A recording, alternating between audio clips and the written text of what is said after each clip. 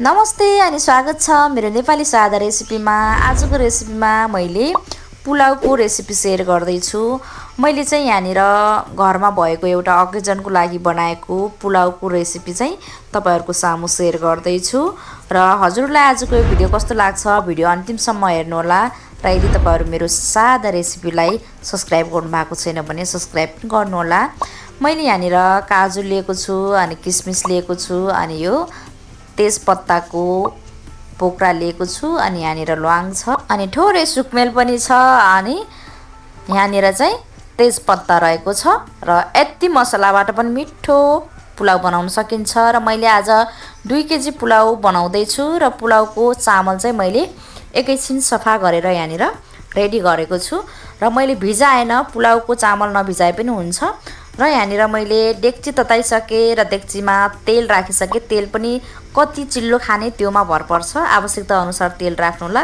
त्यसपछि तेल तातिसकेपछि मैले सुरुमा चाहिँ यहाँनिर काजु र किसमिसलाई हल्का फ्राई गर्छु। यहाँनिर आगो धेरै ठुलो बलेको हुनाले काजु र किसमिसलाई हल्का फ्राई गर्दा गर्दै पनि यहाँनिर अलि कालो भएको छ। यति कालो चाहिँ नबनाउनु होला तपाईहरुले। र काजु र किसमिसलाई निकालिसकेपछि मैले तेजपत्ता राख्छु सुरुमा, त्यसपछि ल्वाङ अनि सुकमेल अनि तेजपत्ताको दाला राखेर यहाँनिर फ्राई गर्दै छु र यतिको फुरिसकेपछि अब एकैचोटी चामल राख्ने अनि चामल राखेर अब राम्रोसँग चलाइदिने। यो पुलाउ बनाउने चामल चाहिँ हाम्रो घरमा नर्मल भात पकाएर खाने चामल भन्दा अलिकति फरक हुन्छ। तपाईले बजारमा गएर पुलाउ पकाउने चामल भनेर नै किनेर लिन सक्नुहुन्छ।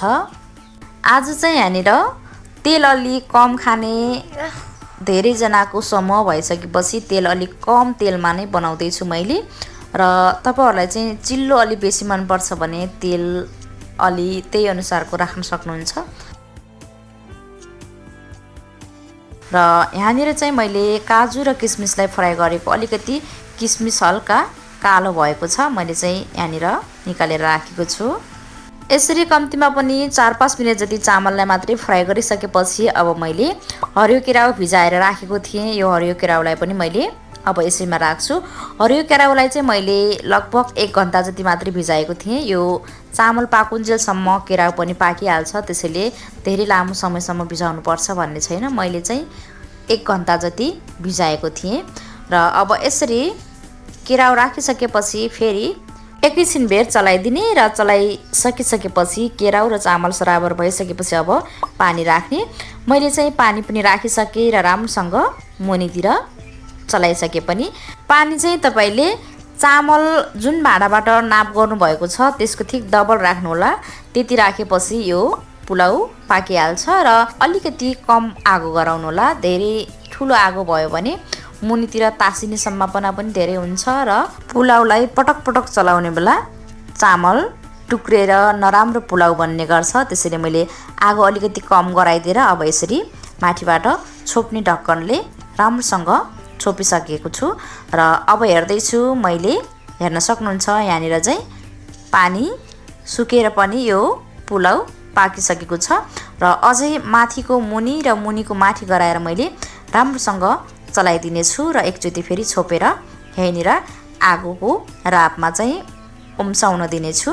अब यसरी यसलाई राम्रोसँग उल्टाइ पल्टाइ गरेर चलाइदिनुस् र तपाईहरुले देखिसक्नुभयो यो एकदमै राम्रो देखिरहेको छ र मिठो पनि बनेको छ।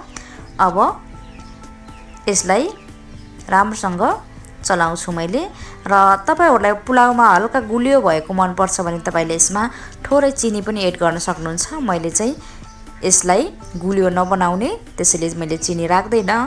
अब चाहिँ यहाँनिर अगाडि फ्राई गरेर राखेको काजु र किसमिसलाई यसको माथिबाट राखिदिने अनि फेरि एकैछिन बेर चलाइदिनु पर्छ र चलाइदिए पनि हुन्छ र यतिकै तपाईले छोपेर एकैछिन बेर उम्सिन दिए पनि हुन्छ।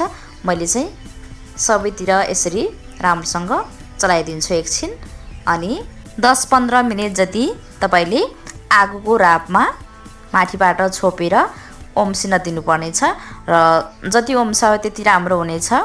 यदि हतार छैन भने तपाईले 20 देखि 30 मिनेटसम्म उम्साउनु होला र हतार छ भने 10 देखि 15 मिनेटसम्म उम्साइसकेपछि भइहाल्छ र मेरो चाहिँ यो पुलाउ खाना रेडी भइसक्यो। हेर्न सक्नुहुन्छ आजको रेसिपी तपाईहरुलाई कस्तो लाग्यो सल्लाह सुझाव दिनुहोला र मैले चाहिँ तपाईहरुलाई यस्तै सिम्पल अनि सजिलो तरिका र आफ्नो जीवनमा काम लाग्ने तरिकाहरू सिकाउने प्रयास गरिरहेको हुन्छु र यदि तपाईहरु नेपाली सादा रेसिपीबाट टाढा हुनुहुन्छ मेरो च्यानललाई सब्स्क्राइब गर्नु भएको छैन भने कृपया सब्स्क्राइब गर्नुहोला अनि छेउमै रहेको बेल आइकन प्रेस गर्नुहोला भन्दै आजको भिडियोबाट छुट्टिन्छु। नमस्ते।